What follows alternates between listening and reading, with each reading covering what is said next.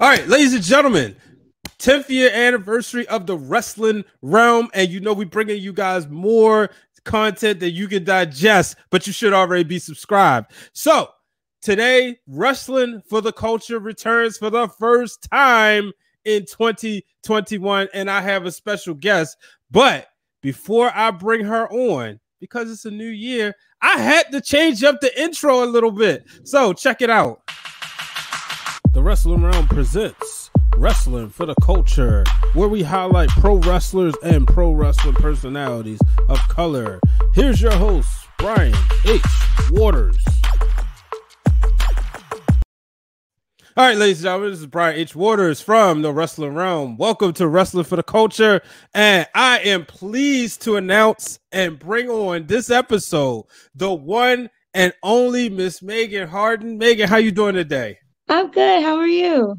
I'm doing well. I hope I did you justice because you're usually the person announcing people as they coming out down the ring, coming down the aisle, and you're usually the person conducting the interviews. But now you get a chance to be in the hot seat. So I'm really excited about this.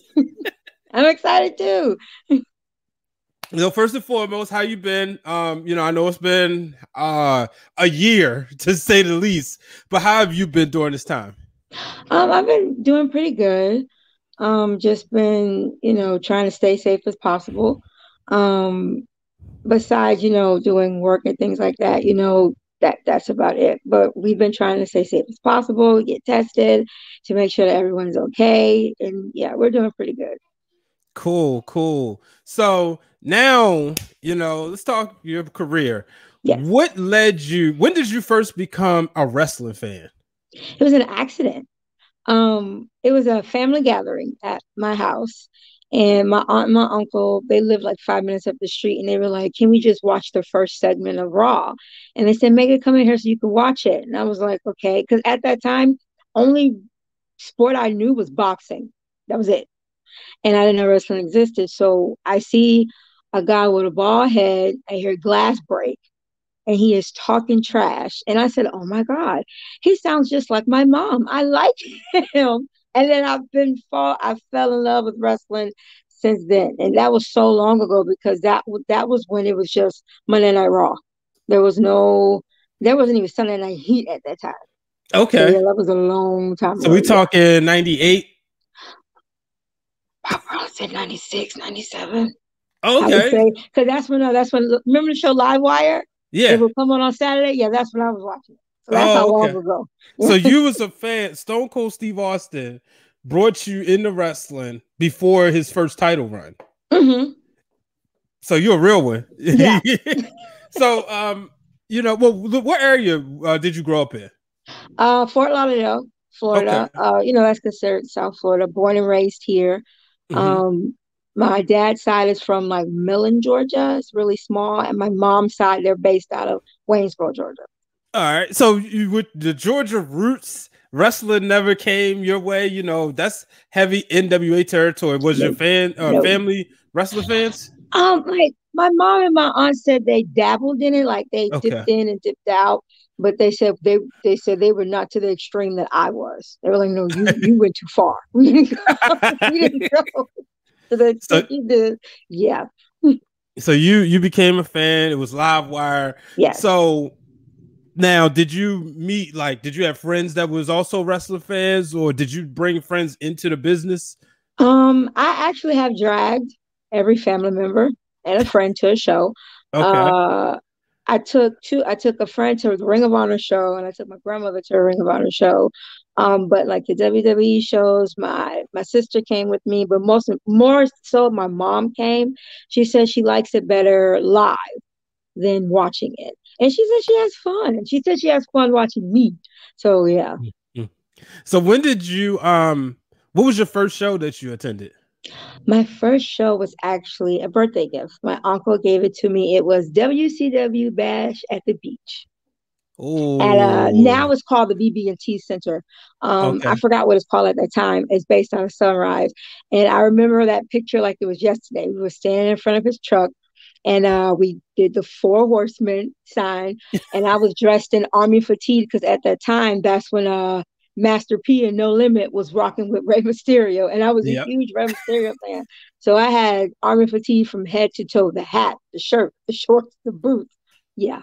So it's funny because I remember that period. Yeah. And so I was easily one of my top 10 of all time, Mr. Perfect. So he was almost could do no wrong. I was like, that man was so talented. He was so talented, sickening. Yeah. And I was like, I like rap music. I don't like country music, but this I Hate Rap is all right. I know. I even thought, I was like, I'm not gonna lie, I kind of like it. Yeah, and so I always thought that was a fun story to watch. So how did you find WCW? Austin brought you in. Was it a thing where you was looking for as much wrestling as possible? Yes. Okay. Yes, I was. That's it. For me, how I am, once I like something, I want to know about it. I want to know more and more and more and more. So that's when I found out about, WWE. And then that's when I found out about WCW. I would say a couple of months down the line, I found out about ECW. Now, that had to be a secret. So if my mother knew I watched ECW, I would not be watching wrestling. I had to, it was on a local channel in Florida. I think it was called Sun Florida at the time. And it would come on like 11 o'clock at night on Sunday. So I would pull my TV to my bed and have it on low. Because I knew if she would have came in when New Jack was coming in, or if she would have came in when Sabu came in, man, done. See, I was one of the few students or people or children, youth, whatever you want to call it. I never got in trouble for watching wrestling, only because if you watch, trust me, if you watch enough of the wrestling realm, you'll learn that my mother was the reason I got into wrestling. She was on bed rest, and because of that, she eventually got hooked. Because my dad in 86, they didn't have remotes for every television, so my dad, my grandfather, and uncle left it on.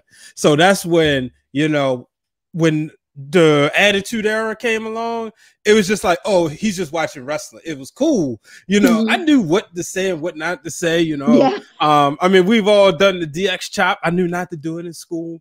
Oh yeah, that was a big, when that came, especially for like football season. Oh my God, everybody was doing it.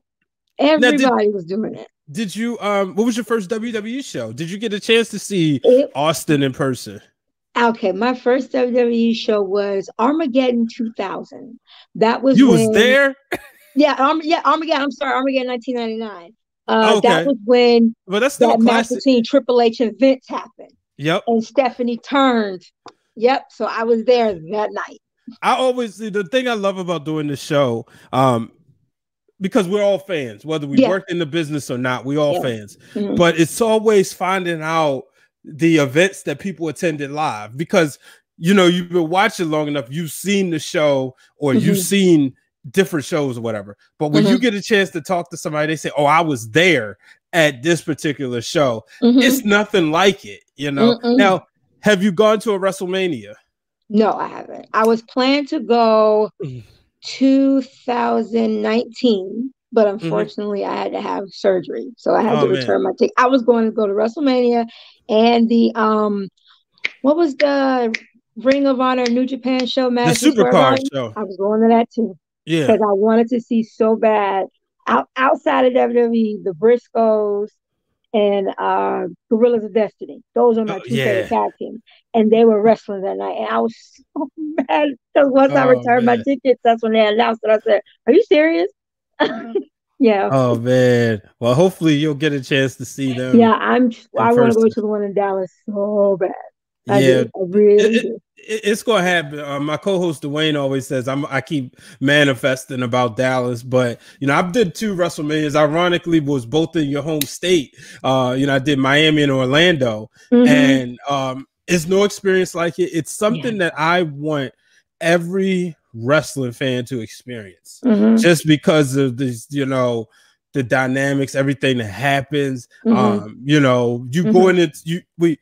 I don't know about you, but I know I got made fun of for liking wrestling. Well, here's this weekend that comes along, and it's wrestling everywhere, the banners and whatnot. So, that's something I want everybody to experience. Yeah.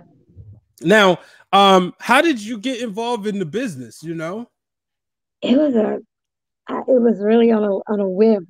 I Okay. have been a fan of CCW since like 2017, 2019, and I was going to their shows, and I just saw something on Instagram or something said, you know what, Megan, just email them and just see what happens.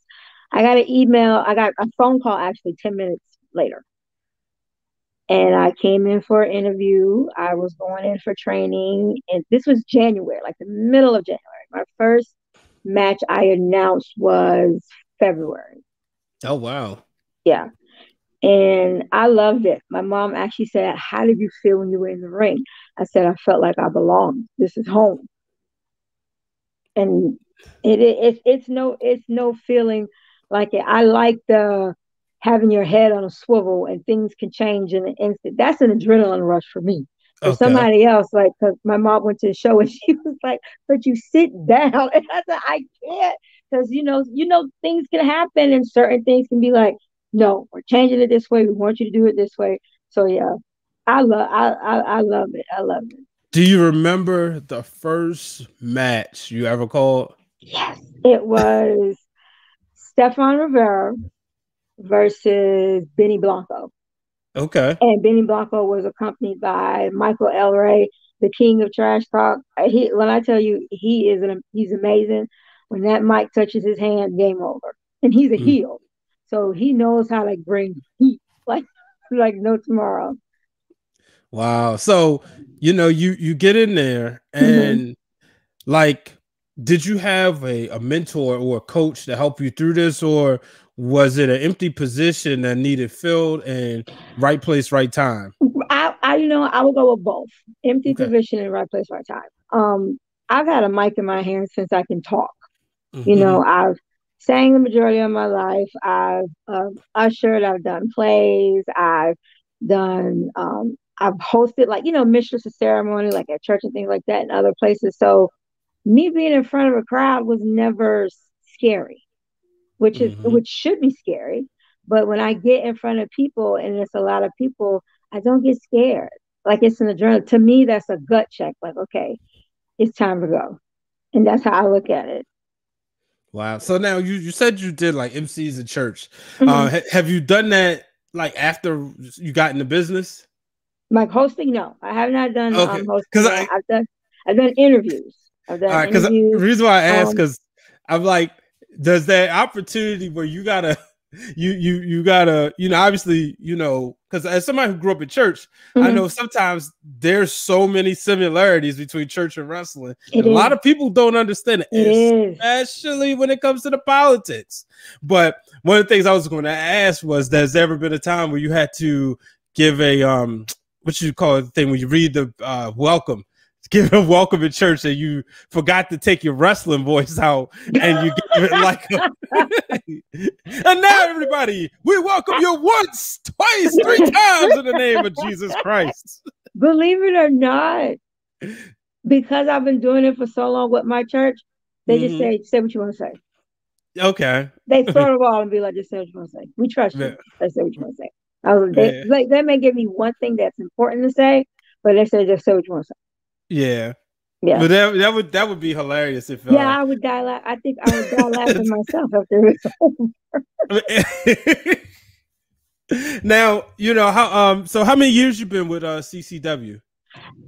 I just started this January. Okay, all right, Mm-hmm. and you started, you got the ball rolling. Like, I was looking at your Instagram, and I can always tell by body language you seem comfortable. Like you said, you were born to do this. Mm-hmm. Um, Now, how is the interviewing process as far as like you doing backstage interviews now? I'm Mm-hmm. not mistaken, right? Mm-hmm. How have you been enjoying that?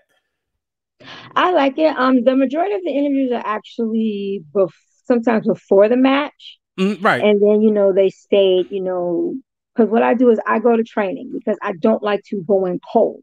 I like to know Okay. who's your opponent, if you're chasing the title, who's your future opponent, things like that. So I can have something to bounce off of. A lot of the interviews, like I said, are before the matches, and they talk about, getting the title or the next event that's coming up, or so forth and so forth. So I have dialogue with them, especially, if they're a heel. I'll tell them with the quickness, look, I don't take anything personally. Just mess with me, do what you gotta do. We're gonna laugh about it, and I'll go to sleep and forget about it tomorrow. So Mm-hmm. I don't take it. I don't take it personally at all. So you gonna take a bump soon? Oh no. Oh no. Oh no. I stay clear away from that. I Yeah. let them do what they want to do. So now, now that you've been in this position, I'm assuming you've been watching wrestling differently.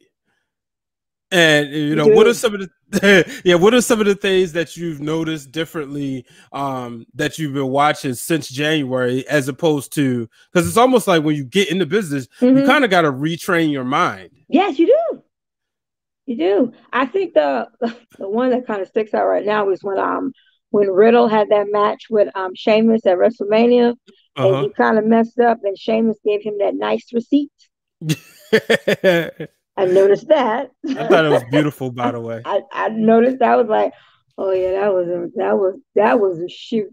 Like, Mm-hmm. yeah, you Yeah, ain't man, playing. fella. I love it. Yeah. So now, who's some of the announcers that you studied? Like, now you're in this position. Hmm. Looking back, who have been some of your favorites throughout the years? I loved I love Lillian Garcia. I really, really, really did. I liked how she was so with the game, like especially like when they did the Raw afterwards and they would do Mhm. the beer when Stone Cold Steve Austin did the beer segment with her. I thought that Yeah, was amazing. I liked how is she she could in the roll Hall of with Fame punches. yet? No, Yeah, she she's needs to be in there not. because I don't know. I No, mean, I don't get why not though. it's probably coming. It's Yeah, probably one of those things. yeah. Um, But I think when you look at like the years, this year was the Bella years. With the women, unfortunately, it seems Hmm. as if it's got to be a quota. It's like black people when we go in the Hall of Fame, you got to have your black quota, your woman quota, your and then your I hate to say Tag it, but team group well, your singles. posthumous. That's what they do. They announce the single one first, and they're like, okay, where's the woman? Mhm. Where's the tag team? And then it's always the one that's a curveball, like, huh? Like, really? Yeah. You So sure? yeah, yeah, I'm It's definitely always that interested. one. But Yeah, but interview wise, I've always looked up to Mean Gene. I loved his style because it didn't seem like who's an interview. It was who? Wait, seemed who'd like you a say? conversation. And I liked how he changed. Who'd you say? It sounded like you broke up a little bit. Oh no, I'm saying Mean Gene. Oh I, yeah. Oh yeah. oh yeah, I just loved how he was such a personality. He didn't sound like a robot.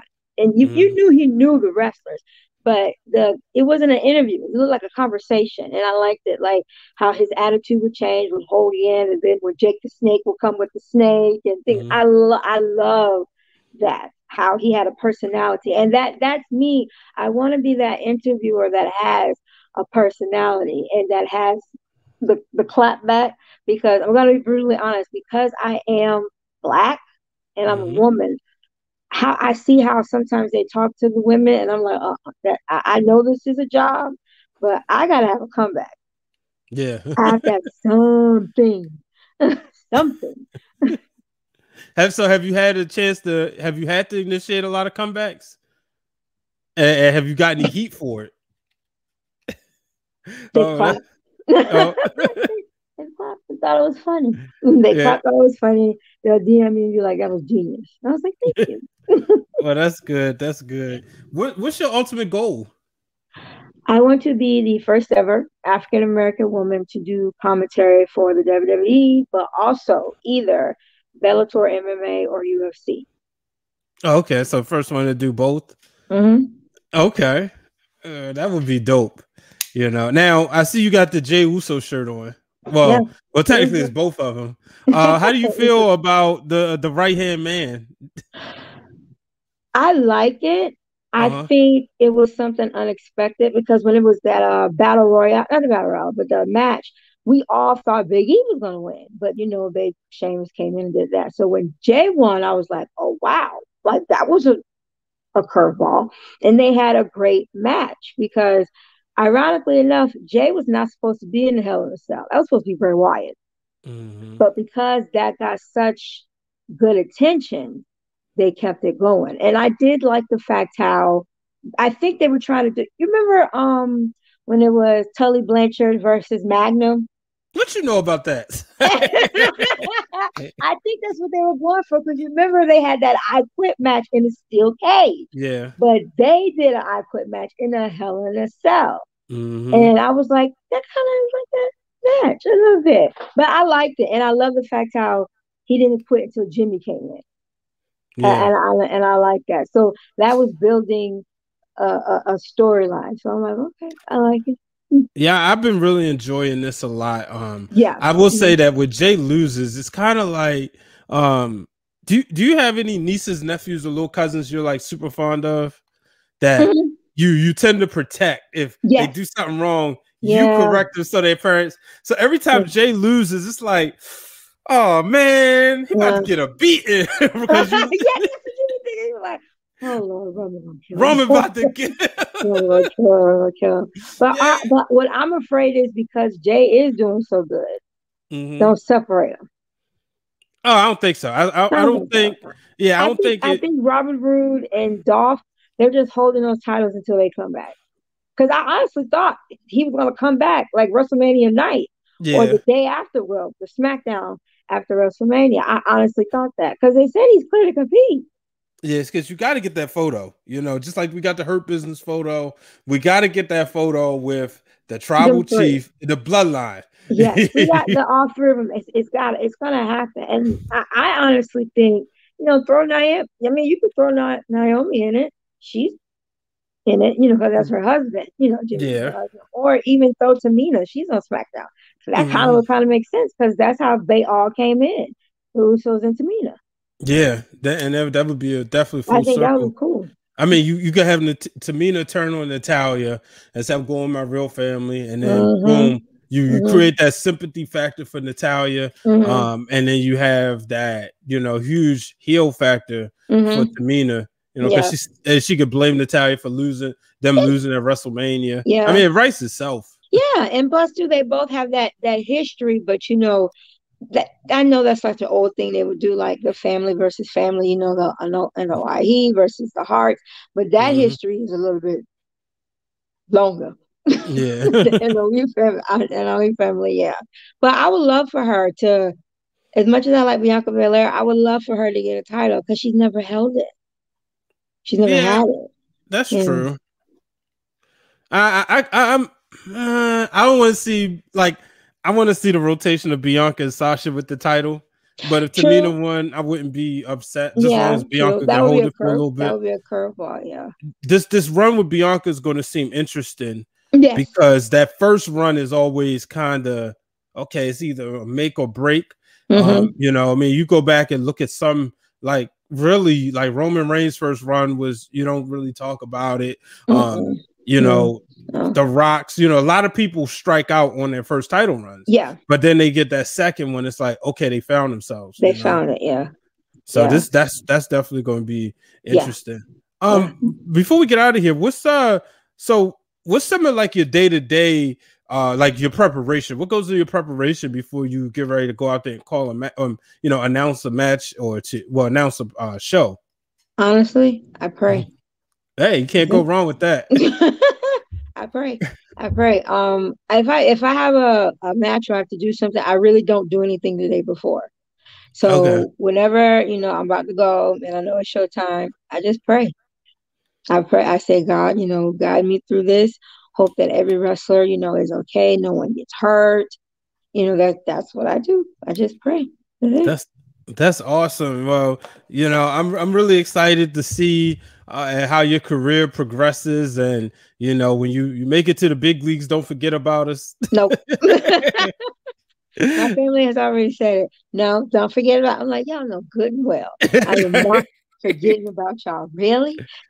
But in all seriousness, though, congratulations. The wrestling business is fun. It's fun, but it's hard. It's hard. We'll have hard stories after we close the show. I can share some.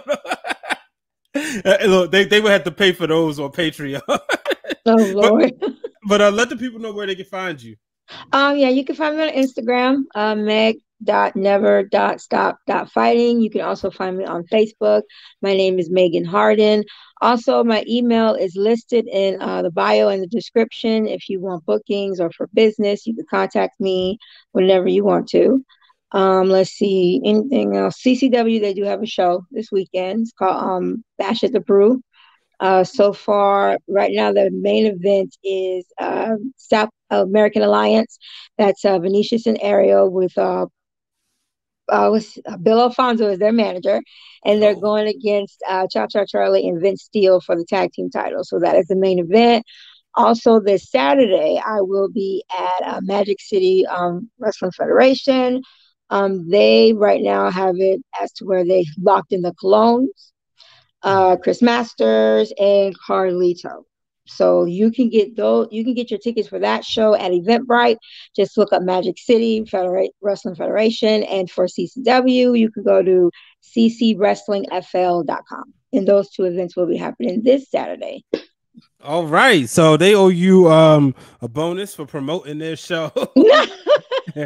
So Megan, definitely appreciate you taking the time out your busy schedule to Thank come on you. here. Thank you. All right. All right, ladies and gentlemen, that's it for this week's episode of Wrestling for the Culture. For more episodes or more content from the Wrestling Realm Network, hit the subscribe button down low. Make sure you turn on the bell for notifications. Till the next time, too sweet.